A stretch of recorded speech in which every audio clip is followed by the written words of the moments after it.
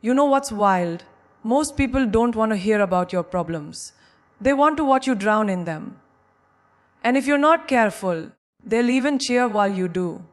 That's the hard truth. So let me say this, don't tell people about your problems. Tell them about your comeback. Because sympathy is temporary. But strength is unforgettable. There's something dangerously beautiful about becoming your own rescue team. Most people are addicted to attention. They think sharing pain will earn them love, validation, or help. But what you don't realize is every time you tell someone your wounds, you're giving them a weapon they might use later. This world respects mystery, not mess. It rewards power. Not everyone deserves access to your vulnerabilities. That's not just a caution. It's a rule for survival in a world that often confuses compassion with curiosity. You see, people may smile at you, nod their heads, even say, "I'm here for you." But the truth is, some people are not safe places. They're just temporary stops for your deepest wounds. And they will not carry the weight with you. They'll carry the story of it to the next table, the next friend, the next gossip session. Imagine this. You're having a rough week. Work is draining. Your relationship's rocky. Your energy is low, so you confide in someone, a friend, a colleague, maybe even a family member. You pour your heart out, thinking you're in a safe space. A few days later, you hear your own struggles being repeated, not with compassion, but with commentary. Did you hear what she's going through? Her boyfriend might leave her. I don't think she's stable right now. That's when it hits you. You weren't speaking to a listener. You were speaking to a loudspeaker. And here's the hard truth. Just because someone is close to you doesn't mean they've earned the right to know what breaks you. Access to your soul isn't a birthright. It's not based on how long you've known someone or how often you talk. Access must be earned through loyalty, through silence when you're not in the room, and through the rare magic of people who carry your pain like it's sacred, not like it's tea. You need to learn the difference between a healing space and a holding space. Some people hold on to your pain just to remind you of it later. Ever had someone bring up your past failure during a disagreement? Oh, don't forget you were a mess last month. Remember how you said you couldn't handle life anymore? That's not love. That's emotional manipulation dressed as concern. People like that don't want to see you win. They want to be needed by your brokenness. Because when you heal, you become independent. And your independence threatens their illusion of importance. Let's get real. Vulnerability is powerful, but when you hand it over to the wrong people, it becomes a weapon. You tell someone about your insecurity and they'll use it in the next argument. You confess that you're struggling financially and suddenly they treat you like you're beneath them. One day you tell someone you feel ugly and the next time you rise with confidence, they'll throw your own words back at you. But you said you hate the way you look. That's not support. That's sabotage in slow motion. In your daily life, be observant. Who leans in when you're silent? Who checks on you when there's no drama? Who celebrates you without needing to fix you? Those are your people. Everyone else, they might be nice, they might be familiar, but they're not your safe zone. Think of your vulnerability like your home. Would you leave your front door wide open for every passer-by to walk in, take pictures, criticize your furniture, and leave their muddy footprints? No. So why do you do that with your heart? Why do you leave the door open for people who don't know how to respect the space? Your vulnerability is not a weakness, it's a treasure. But even treasure, when exposed to the wrong hands, can be stolen, tarnished, or destroyed. Choose wisely who gets to see your unfiltered soul. Everyone can see your smile, your outfit, your success. But your tears, your fears, your midnight thoughts, those are reserved. Those are sacred. And the sacred is never public property. Some people pretend to care just to stay updated on your misery, not to help you, not to heal you, but to feed their thirst for drama. They wear empathy like a costume, not a character. They'll message you with, "Hey babe, how are you holding up?" But they don't want the real answer. They want the juicy, messy, emotional one, so they can screenshot it, repeat it, and play it back like a reality show rerun for their inner circle. Let's be honest, the minute you break down in life, certain people don't rush in with support. They lean in for information. Not out of love, but out of low-key obsession with your downfall. You broke up with someone. Oh no, I'm here for you. Tell me everything. What they really mean is, tell me all the dirt. I need something new to talk about. And once you've poured your heart out, they leave you dry and go refill themselves with the thrill of your TR.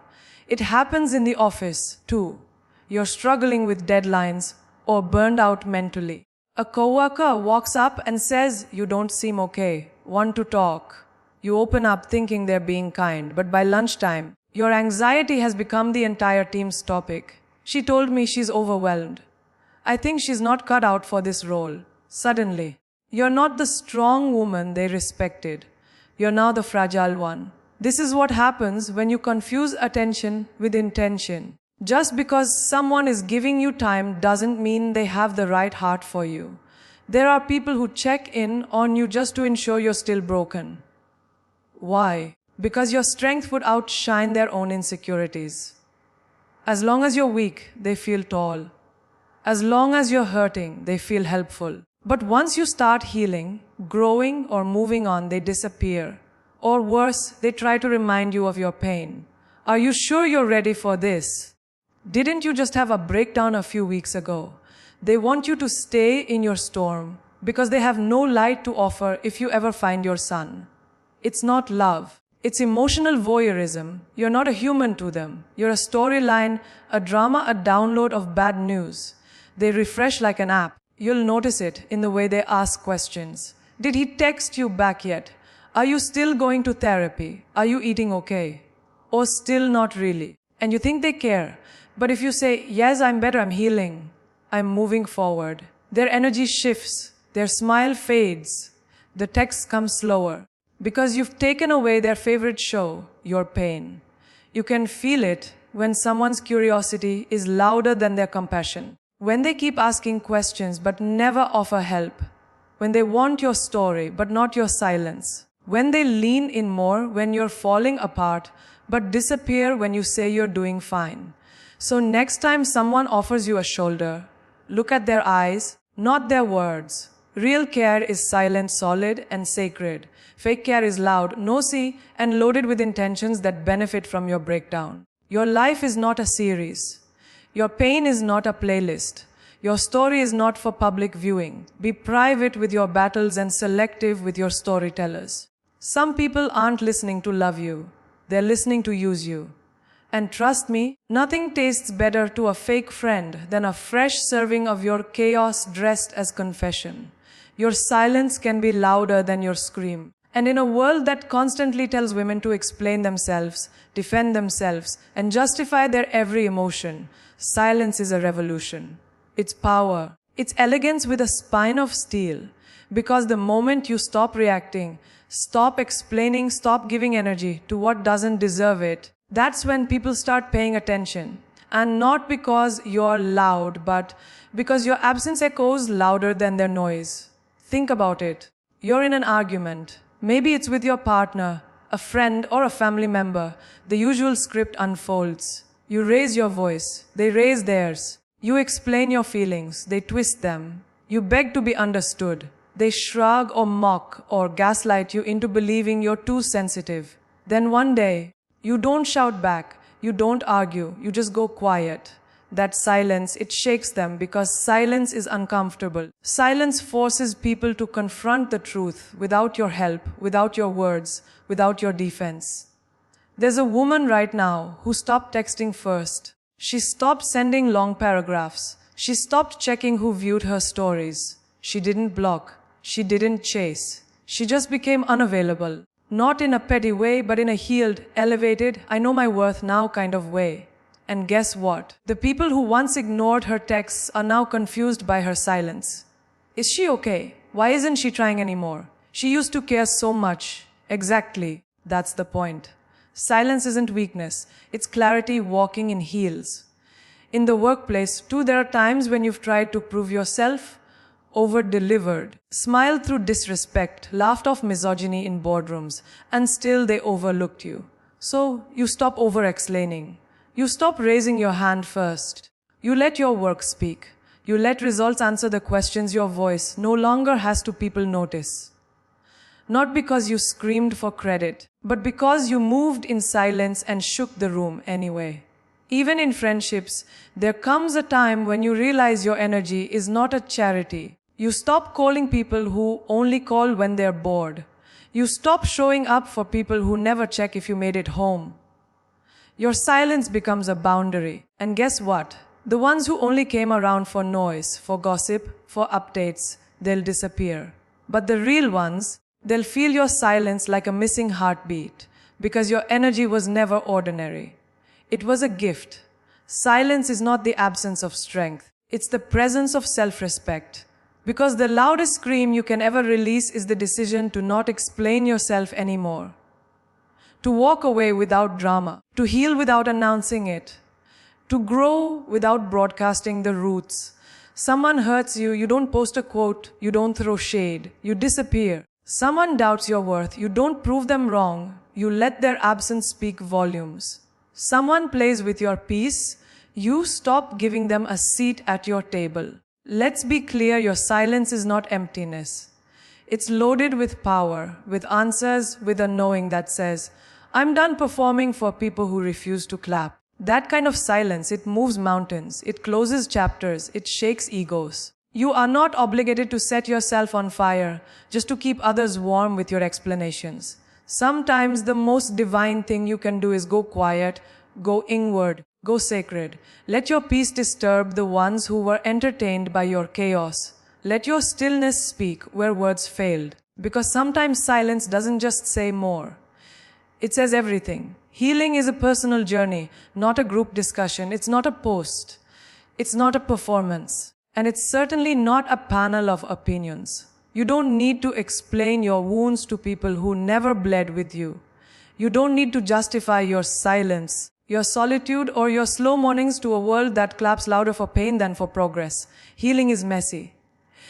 Healing is sacred. Healing is yours. And not everyone deserves front row access to it. There's a woman right now sitting in her room deleting numbers, not out of spite, but out of self-preservation. She's unfollowing accounts that used to remind her of who she once was. And every tap of unfollow is a breath of freedom, healing. That's where power lives. We live in a world where people want you to document every step of your recovery like it's a TV show. Update us. Tell us what happened. Let's discuss it. But your healing is not up for debate. This is not a democracy. It's a divine decision between you and your spirit. Because the more you open your wounds for commentary, the longer they take to close. Not everyone wants you to heal. Some want you to stay broken just so they feel better about their own cracks. Imagine someone grieving a heartbreak. Everyone around her has something to say. You should go out more. Just date someone new. Why are you still sad? But what they don't understand is that healing doesn't follow a timeline. It's not a schedule. It's a soul shift. Some days she's dancing in her kitchen like she never knew pain. And other days she can't breathe without crying. That's healing. It's not cute. It's not Instagrammable. It's raw. It's real. And most of all, it's private. Sometimes the best progress happens in the dark. Away from noise, away from validation, away from people who think healing is linear. It's not. It's one step forward, two steps sideways, a fall, a rise, a stillness, a storm. And the moment you stop inviting people into that chaos for their opinions, you start hearing your own voice. That's where true healing begins. When the only voice guiding you is your own, not filtered through likes, shares, or advice you never asked for. Even in therapy, the most powerful moments aren't when you explain your pain to the therapist. It's when you hear your own truth out loud, maybe for the first time. And that truth isn't for your cousin or your coworker or that friend who just wants the tea. That truth is for you. You get to decide who sees your scars. And sometimes the answer is no one. Healing also doesn't always look wise or beautiful. Sometimes it looks like staying in bed. Sometimes it looks like walking out of a room quietly instead of engaging in drama. Sometimes it looks like crying on the bathroom floor with your makeup ruined and your soul tired. But you rise again. Not because someone clapped, not because someone watched, but because you were ready. That's healing. That's what strength looks like behind the scenes. You don't owe the world an explanation for your peace. You don't owe anyone a front seat to your comeback story. Heal for you. Grow for you. Protect your process. Because when the healing is real, it's not loud. It's not theatrical. It's not for them. It's for you. And that is enough. Use pain as fuel, not as a performance. Because pain is not your identity. It's your ignition. You don't have to wear your wounds like a badge just to prove you survived. You're not here to entertain people with your scars. You're here to evolve, to rise, to burn brighter because of them. You don't owe the world a show. You owe yourself a comeback. Think of the woman who was betrayed by the one she trusted the most. The kind of betrayal that steals your breath and leaves your spirit curled up in corners. She could have gone online, posted quotes, thrown shade, told the world what he did. But she didn't. Instead, she got quiet. She hit the gym. She started that business she put off for too long. She poured her rage, her confusion, her grief into the grind. Every drop of sweat was a prayer. Every silent tear was a seed. Now a year later, she's unrecognizable. Not because she performed her pain, but because she transformed it. Pain doesn't need an audience. It needs direction. You don't heal by getting sympathy claps from people who are just there for the drama. You heal when you turn that ache into action. When you channel your heartbreak into your hustle. When you stop begging for closure and start building a new chapter without asking for permission. There's a young girl who was told she'd never be enough, not pretty enough, not smart enough, not loud enough to be seen. Her classmates laughed. Her family dismissed her dreams. Instead of proving them wrong with words, she buried herself in the work. She stayed up late studying. She practiced until her hands ached. She used every insult like gasoline, every rejection like a spark. She didn't clap back. She leveled up. She didn't post about the pain. She built a life so powerful it made people wonder how she did it. That is what it means to use pain as fuel. Pain is an emotion, yes. But left unchecked, it can become a performance. Some people get addicted to talking about their wounds. They wear their trauma like fashion. But the truth is, healing doesn't need validation. Growth doesn't need a stage. You can grieve and grow quietly. You can shatter then shine without an audience. Think about a single mother abandoned by her partner. The world expects her to collapse, to vent, to tell her story for sympathy. But instead she works 2 jobs. She wakes up before the sun. She reads self-help books in the car while her kid naps. She saves every cent. And years later, when she buys her own house and her child walks across the graduation stage, that's the performance. Not the crying, not the heartbreak, the rise. Don't let pain turn you into a spectacle. Let it turn you into a force. People may doubt your journey. They may never know what you survived. And that's okay. You don't need their applause. You don't need them to understand the fire. You just need to burn. Let your comeback be your response. Let your glow up be your revenge. Let your evolution be so fierce that no one even remembers how they once